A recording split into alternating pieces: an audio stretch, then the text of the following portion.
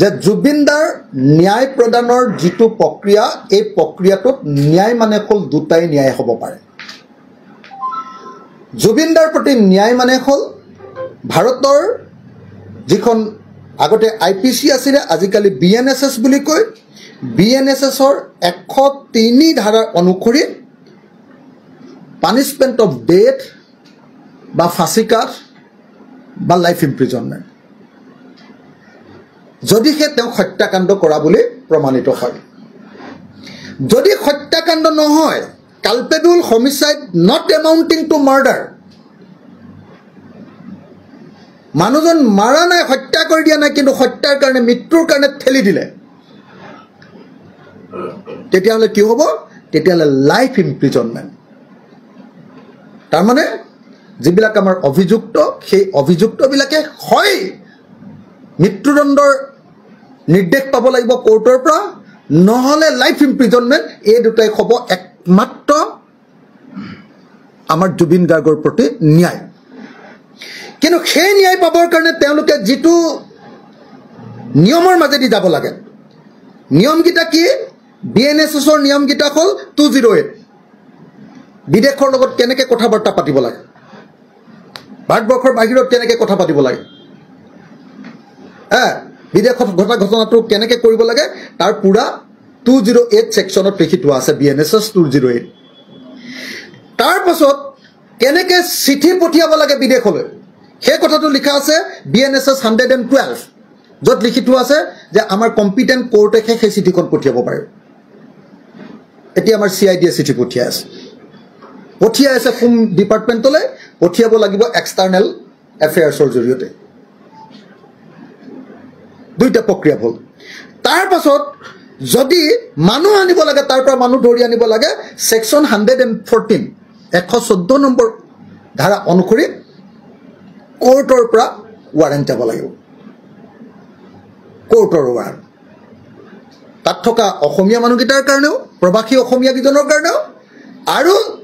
তাত থকা সিংগাপুৰৰ বাসিন্দা যেনেকৈ ধৰক সেই ইয়াতখনৰ কেপ্টেইনজন তেওঁকো আনিব পাৰিব একদম ক্লিয়াৰলি লিখি থোৱা আছে এমএলটিয়ে ক্লিয়াৰলি কৈ দিছে যে এইটো দিবই লাগিব ইনফৰমেশ্যনখিনিও দিব লাগিব আৰু হেৰিও দিব লাগিব কি কয় মানুহো দিব লাগিব এমএলটি পুৰা লিখি থোৱা আছে দিবই লাগিব আমাৰ ইয়াতো কিবা ঘটনা হ'লে তেওঁলোককো দিব লাগিব আমি এইটো লিখি থোৱা আছে দিবই লাগিব তাৰ কাৰণে মই আকৌ ক'লো দুখন গুৰুত্বপূৰ্ণ নথি এখন হ'ল দ্য এক্সট্ৰাডিশ্যন এক্ট 1962 বন্দী প্ৰত্যৰ্পণ আৰু কোনখন MLAT mutual legal assistance treaty এই দুখন কাৰ্যকৰী কৰিব লাগিব এতিয়া মই আইনগত কথাকেইটা আপোনালোকক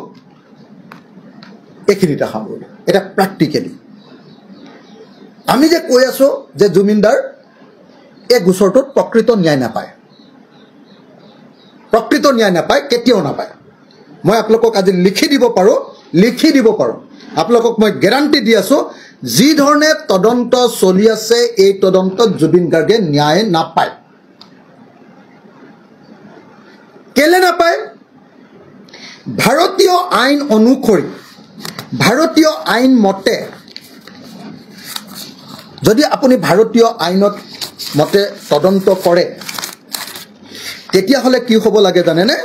তেতিয়াহ'লে প্ৰথম কথাটো হ'ল যে ভাৰতীয় আইনত প্লেচ অফ অকাৰেঞ্চত গৈ তদন্ত কৰিবই লাগিব য'ত ঘটনা ঘটিছে তাত গৈ তদন্ত কৰিবই লাগিব আমাৰ ভাৰতীয় আইনে ঘটনা ঘটাৰ ঠাইত তদন্ত নকৰাকৈ তদন্ত কৰাৰ কোনো সিস্টেম আমাৰ ভাৰতীয় আইনত নাই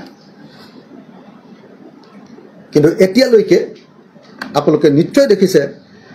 যে সিংগাপুৰলৈ গৈ তদন্ত কৰাৰ এখতিয়াৰ আমাৰ নাই বুলিহে মুখ্যমন্ত্ৰীও কৈ আছে আৰু SITৰ চিফজনেও কৈ আছে যে আমাৰ তদন্ত কৰাৰ অধিকাৰে নাই এখতিয়াৰে নাই বুলি কৈছে কৰ্তৃত্বই নাই বুলি কৈছে এটো মিছা